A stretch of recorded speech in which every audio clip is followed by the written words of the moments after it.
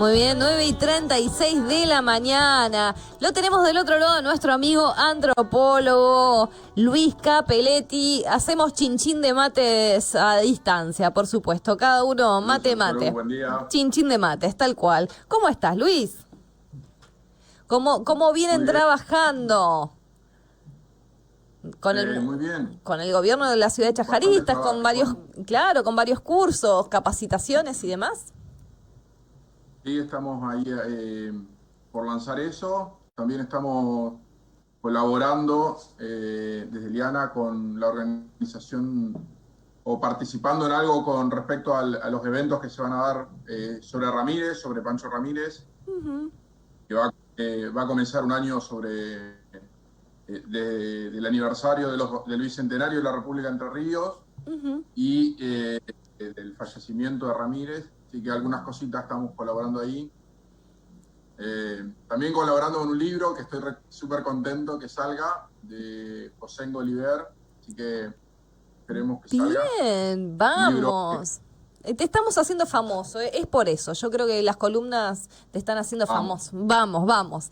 Por más trabajo, porque es bueno tener un antropólogo y la gente dice, ¿para qué sirve? Para todo esto. O sea, no solamente hablamos de los restos, de los registros culturales, no hablamos solamente de cómo se fue conformando las diferentes culturas, cómo nos fuimos ubicando en este mapa argentino. Digo, en todas partes. Hablamos de agricultura, hablamos del buen vivir, hablamos de libros, de restos fósiles, hablamos de restos humanos, hablamos de todo, hablamos de agroquímicos, de prácticas, de todo. Para eso sirve la antropología y para mucho más. Todo, porque todo tiene que ver con todo. Claro, y ahí es cuando a nosotros nos cuesta hacer las relaciones. Claro, ¿viste? Claro, dicen, pero ¿cómo relacionás la granja de cerdos con el buen vivir, por ejemplo? ¿Cómo relacionás la antropología con esto? Bueno, ahí está más fácil de relacionar. Pero igual quiero hacer una aclaración antes que hablaste del fenómeno de la niña y con tu poco crédito a este fenómeno. Este fenómeno es un fenómeno global, un poco lo contaste ahí, que fue estudiado hace unos 30 años, está vinculado a un fenómeno que se llama El Niño, ¿no?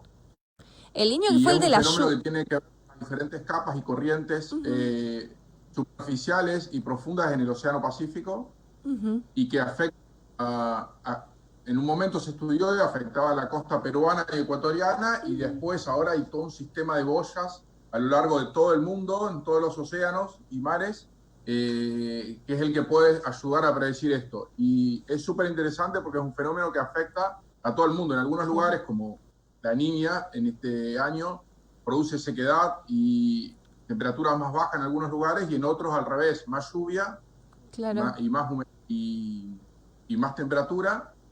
Y al contrario, el fenómeno del Niño es más lluvias y más temperaturas.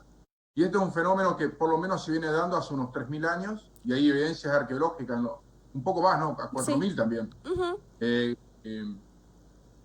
Hay evidencias arqueológicas de haber afectado en los sitios arqueológicos de la costa peruana asociados al Niño, que son grandes inundaciones, y acá eso se lo ve bastante preciso. También es coincidente con las grandes fluctuaciones de las crecientes de la cuenca de Paraná-Plata. Es súper interesante el fenómeno. Sí. Y después, este es un dato de color que estamos haciendo, ¿no? Después hablamos de lo que tenemos que hablar. Dale. Esto va de Yapa. Esta es gratis. En la costa peruana, sobre el norte y sur, hay una corriente que viene de las Islas Galápagos, es una corriente ecuatorial, que es superficial y es más cálida, y trae asociado una serie de moluscos que se llaman espóndilos, que son unas conchas, y después hay otros que son caracoles, el muyu, que los antiguos sabios, digamos, de la costa peruana, cuando veían eso en la costa, era la indicación del Niño. Es decir, el registro meteorológico en Sudamérica existe hace como mínimo 4.500 años. Entonces, estos moluscos, ¿no? Los muyu y los espóndilos, eran venerados y eran sagrados y eran utilizados también dentro de la ritualidad andina, y todavía hoy día siguen utilizándose. en los rituales que tienen que ver con la fertilidad, con la siembra, como protección. Entonces, realmente hasta tiene que ver con el buen vivir. Bueno, ahora vamos a hablar de eso. Bien. Pero lo del niño y la niña es un fenómeno, en general se le dice así el niño porque es coincidente con las Navidades. El fenómeno del niño comienza ahí, más o menos, los grandes cambios, y va alternando cada 2 o 3 años, alternan entre ellos. Hay registros que se utilizan, digamos, los registros meteorológicos de los últimos 100, 150 años, y uno ve esa repetición, y por ejemplo las grandes inundaciones del Paraná que se repiten más o menos periódicamente vinculado a este fenómeno. Claro. Bueno, eso. Bien, no, me encantó, ¿no? Me gustó mucho. Comentario. No, y me gustó mucho, me acuerdo como, viste, uno va teniendo registros de acorde a qué es lo que le fue pasando en la vida. Entonces me acuerdo que en el año 97, yo estaba rindiendo primer año, claro, pues lo tuve que dar libre. En el año 97 fue el primer fenómeno del niño que se sintió como mucho y se inundó todo. De hecho, se inundaba Buenos Aires, pero se inundó toda Buenos Aires. No es que solamente las zonas inundables que después arreglaron con el tema de las alcantarillas. Estaba todo inundado. Y era lluvia, y era el gran fenómeno del niño. Y son, en el 97, digo, hace 20 años atrás, esas cosas que uno empieza a reparar, decir, che, los fenómenos meteorológicos que se van dando y se van repitiendo también. Bueno, esa es mi nota de color. Yo asocio cosas con fechas. ¿Qué querés que le haga? Y se ríe, Luciana. Tal cual, ese 96-97 fue un gran niño. No fue un mega niño fue en el año 82, 83, claramente no me acuerdo, pero sí están los registros. Y porque nacimos nosotros. 89, también hubo otro mega niño, Porque nacimos nosotros. Claro, dijo. ¿Por qué? Y bueno, yo nací en el 83, che. Ah, mirá, bueno, no, yo de 84, así que... Perdón, bueno, cierto, perdón, estoy hablando con la juventud, disculpen. Cortame el Zoom, esto no funciona más así. Claro, bueno, es que esos fenómenos van sucediendo y la gente lo tenía como tomado en conciencia. Dale, vamos acá me dice, vamos al buen vivir. ¿Qué implica desde la antropología o qué implica desde tus conceptos lo que es una filosofía del buen vivir? ¿Podríamos hablar?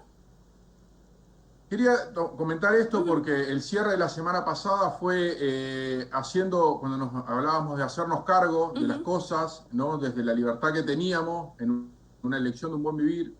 El buen vivir es un concepto que lo tomo desde varios lados, tiene que ver también con una conciencia ambientalista, pero también tiene que ver con una filosofía y un modo de ser que me parece interesante y que hay mucha gente que lo practica. Estos conceptos, mira, la realidad es que en casi todas las culturas, sociedades, religiones, hay estas maneras de ver, hasta en el cristianismo primitivo, digamos, el primer cristianismo, los primeros 400 años, existía un buen vivir, tanto en prácticas como en los modos y en las maneras de ver y hacer.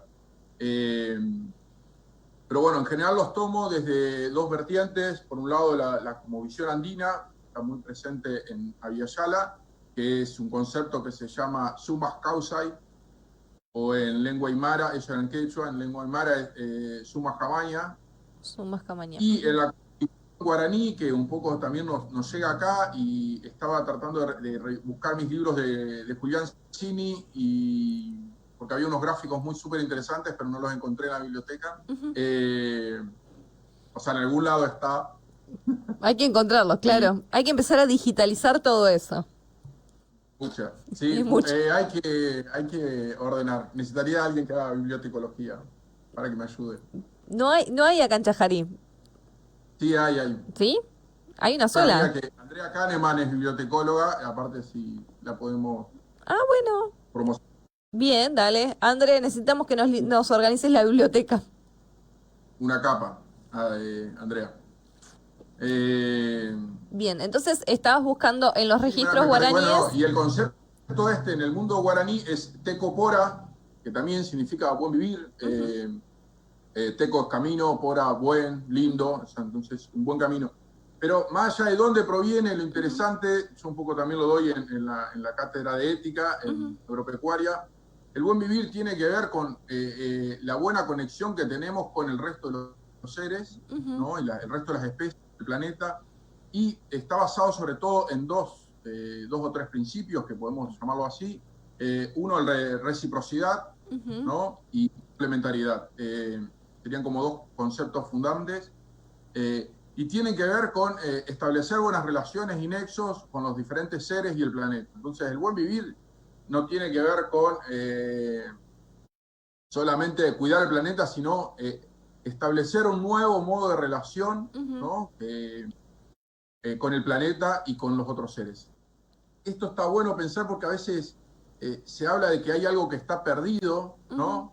Que perdimos una memoria que estaban nuestros abuelos, que nuestros abuelos practicaban ese buen vivir con otra conexión. Sobre todo acá en la región donde gran parte de la población tenemos origen rural, ¿no?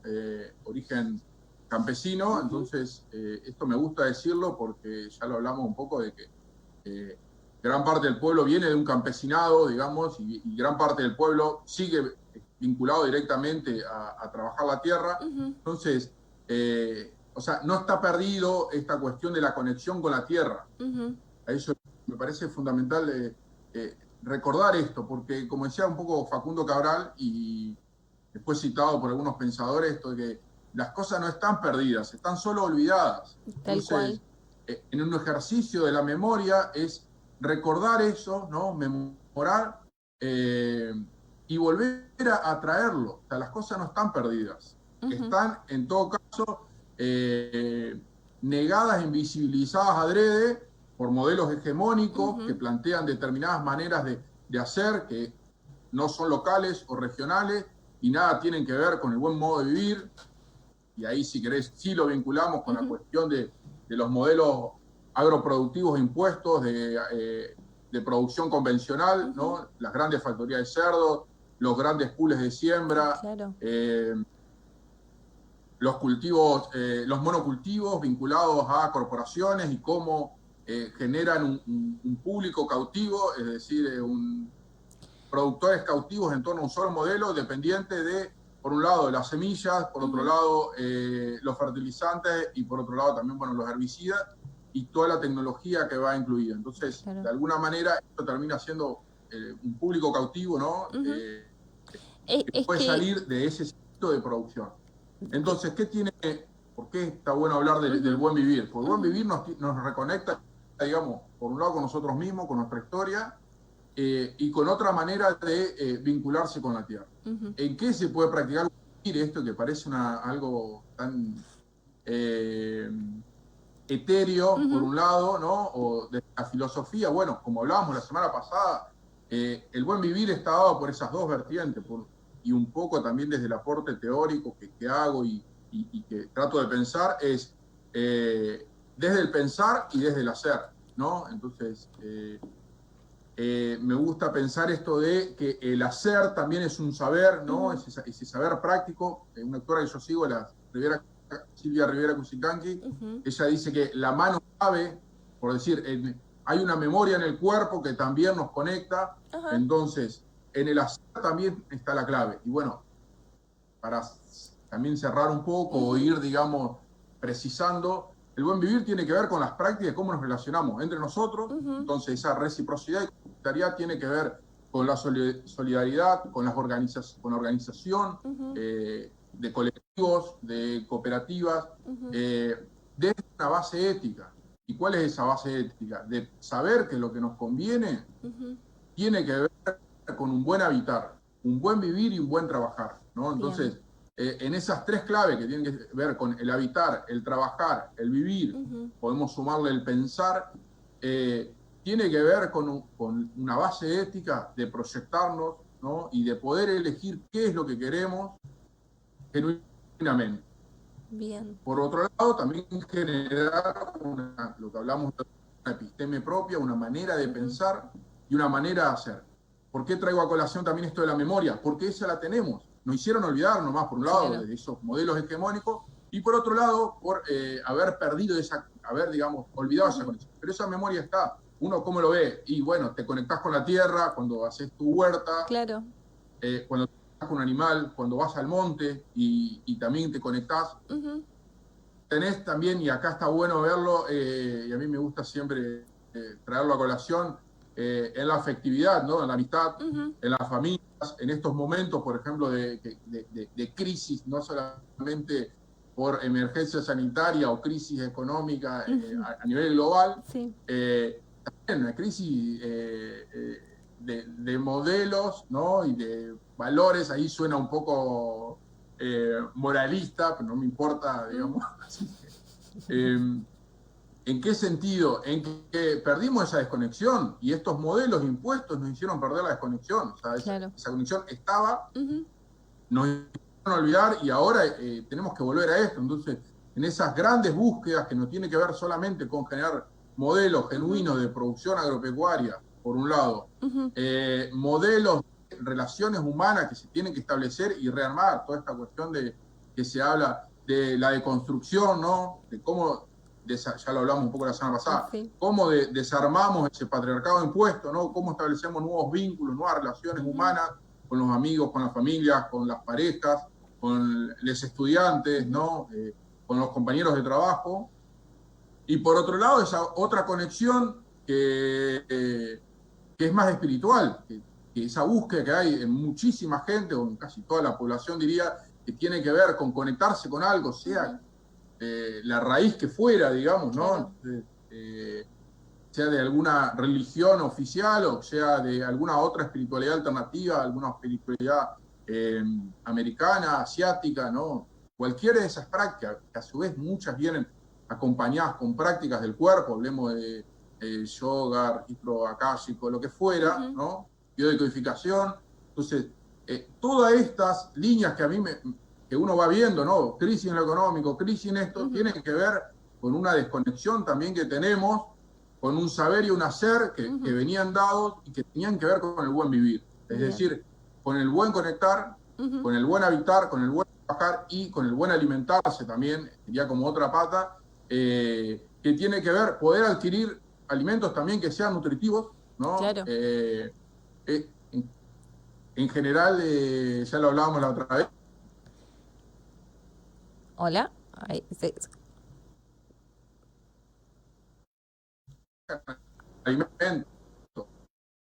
se cortó, Luisito. A ver. Ahí, no te escucho. Hola, hola.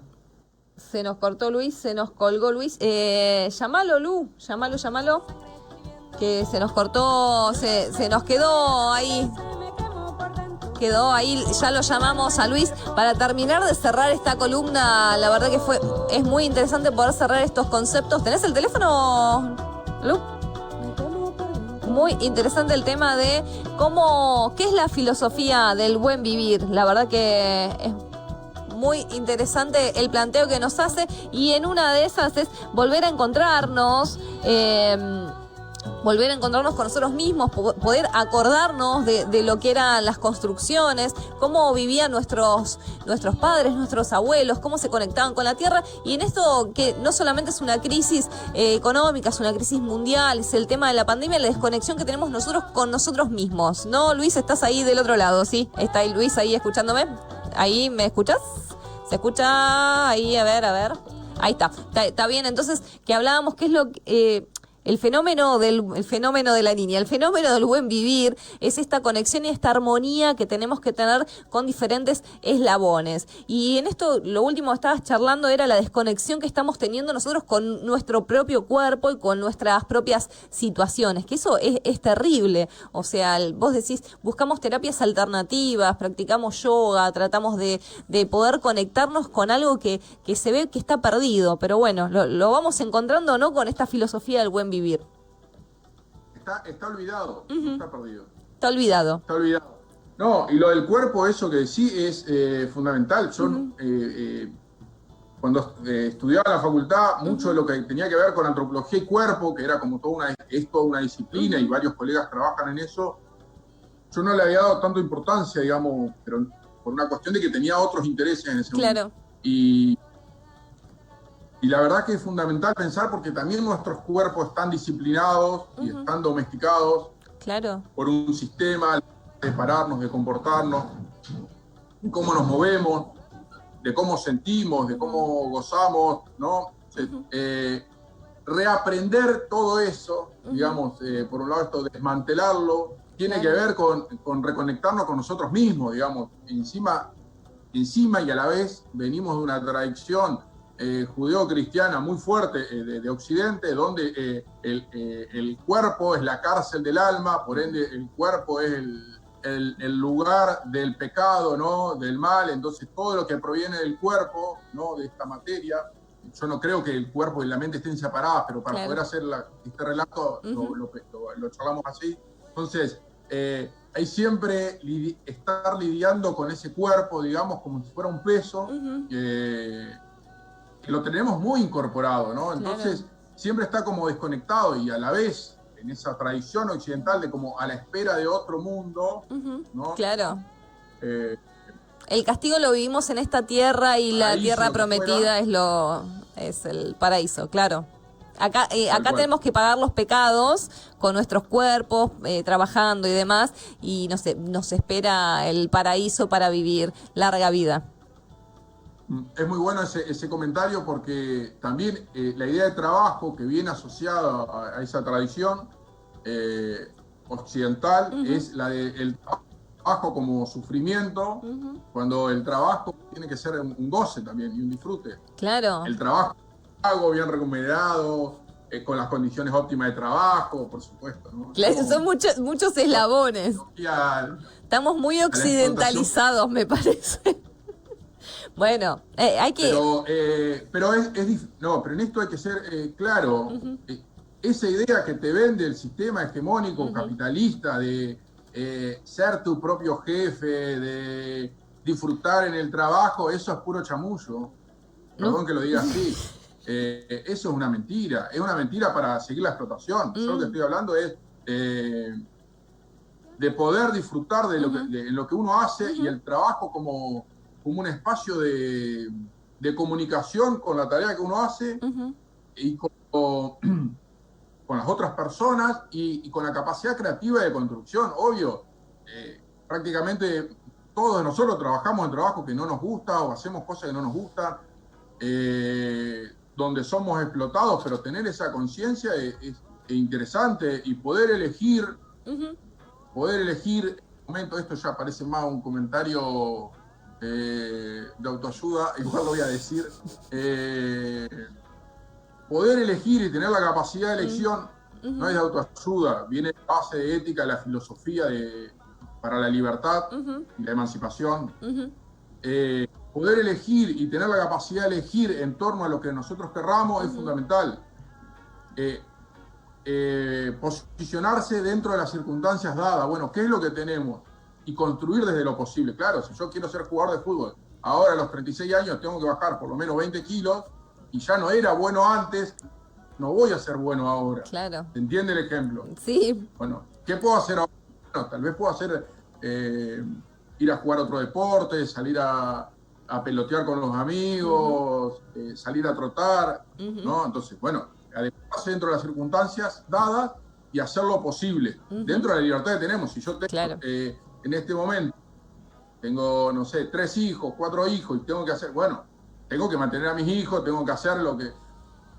Pero dentro de eso, tratar de empezar a hacer lo posible. Claro. Y después, en circunstancias dadas de explotación, bueno, luchar por mis derechos, organizarme, luchar por mis derechos, pedir amparo a las leyes o al Estado, a lo que fuera que institución que se haga cargo de esto, tenga que ser responsable, bueno, organizarse desde ahí. Para volver atrás y ya ir cerrando, el buen vivir tiene que ver con cómo nos aproximamos, ¿no? Y queremos vivir en este planeta. Tiene que ver con un modo y un cambio de conciencia.